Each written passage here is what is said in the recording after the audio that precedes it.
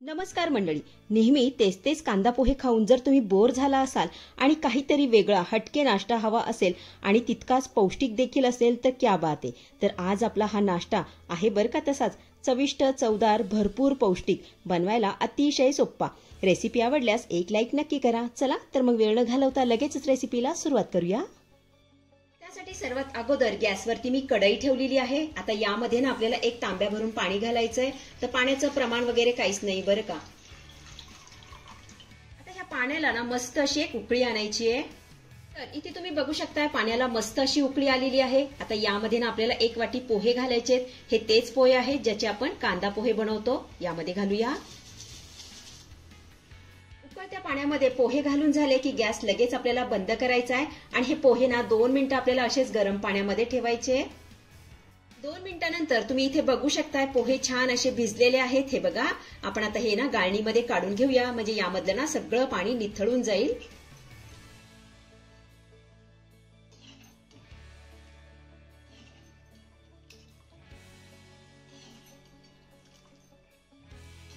तर इथे मी ना सगळे पोहे गाळणीमध्ये काढून घेतलेले आहेत. आता हे थंड होण्यासाठी थोडा वेळ आपण हे बाजूला ठेवूया. पोहे आपले थंड होतात तोपर्यंत आपण एक वाटण तयार करून घेऊया. त्यासाठी छोट्या मिक्सरच्या भांड्यामध्ये आपल्याला 4 ते 5 हिरव्या मिरच्या घालायच्या. त्यानंतर 10 ते 12 लसूण पाकळ्या यामध्ये घालूया. अर्धा इंच आलं घालायचंय. सोबतच अर्धा चमचा यामध्ये आपण जिरे घालूया. आता या सर्व साहित्याचं आपल्याला जाडसर असं वाटण करून घ्यायचंय. तर इथे ना आपलं हे वाटण करून तयार झालेलं आहे. थोड्या वेळासाठी आपण हे बाजूला ठेवूया. तर इकडे आपले पोहे देखील छान असे थंड झालेले आहेत आणि त्यामधलं ना सगळं पाणी निथळून गेलेलं आहे. आपण आता हे परातीमध्ये काढून घेऊया. आता हे पोहे ना आपल्याला हाताने छान असे मॅश करून घ्यायचे. हे बघा, अशा पद्धतीने मॅश करून घेऊया. तर हे पोहे ना मी छान असे मॅश करून घेतलेले आहेत. आता यामध्ये ना आपल्याला तयार केलेलं वाटण घालायचंय. त्यानंतर एक मध्यम आकाराचा कांदा छान असा बारीक चिरून घेतलेला आहे. यामध्ये घालूया. सोबतच भरपूर अशी बारीक चिरलेली कोथिंबीर यामध्ये घालायची आहे. त्यानंतर चवीपुरतं मीठ घालूया. अर्धा चमचा हळद घालायची आहे. पाव चमचा ओवा. त्यानंतर एक वाटी आपल्याला ज्वारीचं पीठ यामध्ये घालायचंय. ज्वारीच्या पिठाऐवजी तुम्ही बाजरीचं पीठ घातलं ना तरी सुद्धा चालेल. त्यानंतर अर्धी वाटी गव्हाचं पीठ यामध्ये घालायचंय. 2 चमचे बेसन पीठ घालूया. आता काय करायचंय, हे सर्व साहित्य आपल्याला छान असं एकजीव करून घ्यायचंय. छान असं मिक्स करून घेऊया.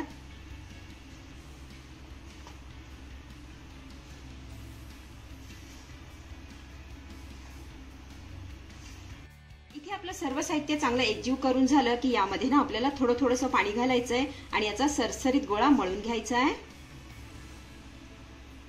पाणी आपल्याला अगदी थोडं करूनच यामध्ये घालायचंय. हे छान मळून घेऊया.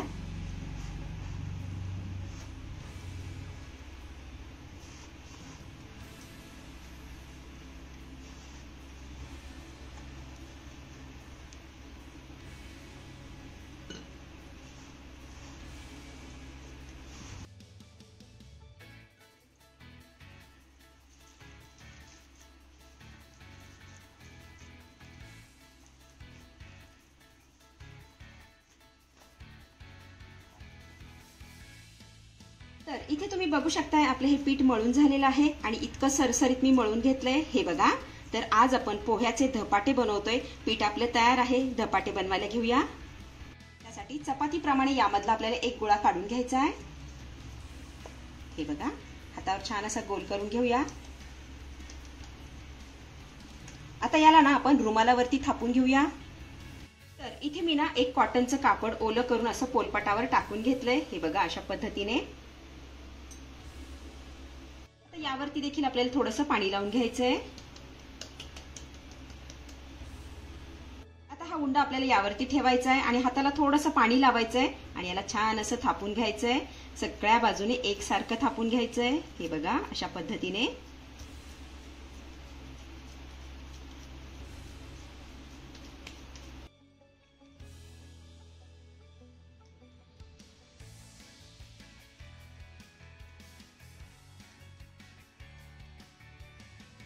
या रुमालावरती हा धपाटा ना छान असा थापून घेतलाय. खूप जास्त जाड नाही किंवा खूप जास्त पातळ नाही, असा मध्यम स्वरूपाचा हा धपाटा मी थापून घेतलेला आहे. आता याला ना होल पाडून घेऊया.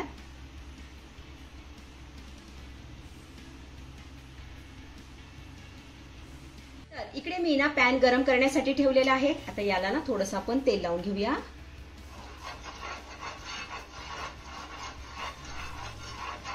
तर इथे मी ना तेल लावलेलं आहे. तुम्ही तेलाऐवजी तूप, बटर काही लावू शकता. आपण आता यामध्ये ना धपाटा घालूया.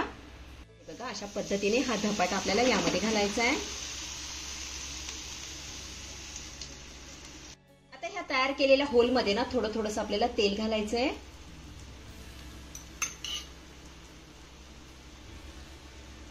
त्यानंतर हा धपाटा ना आपल्याला आलटी पलटी करत दोन्ही बाजूनी छान असा खमंग खरपूस भाजून घ्यायचा आहे. धपाट्याची एक बाजू छान भाजून झाली की आपण हा पलटी करून घेऊया.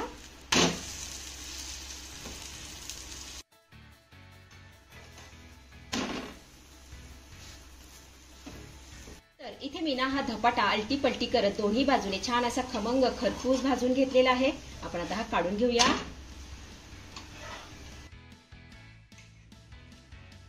आता अशाच पद्धतीने सगळे धपाटे मी बनवून घेतेय.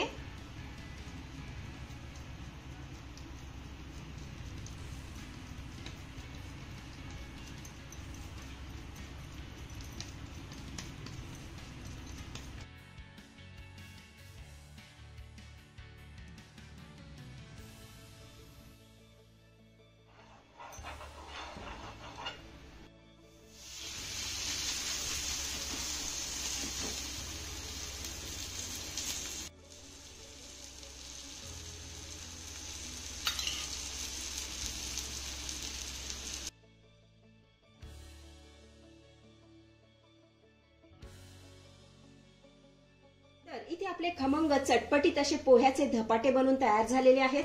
चवीला जबरदस्त लागतात. अतिशय साधी आणि सोपी रेसिपी आहे. नक्की करून बघा. तर मंडळी, कशी वाटली आजची रेसिपी? आवडली आहे का तुम्हाला? आवडली असेल तर लाईक करा, शेअर करा, सबस्क्राईब करा आणि हो, शेजारीच असलेलं घंटीचं बटन दाबून ऑलवर क्लिक करा, जेणेकरून माझ्या येणाऱ्या नवीन नवीन रेसिपींचं नोटिफिकेशन सर्वात आधी तुम्हाला दिसेल. धन्यवाद.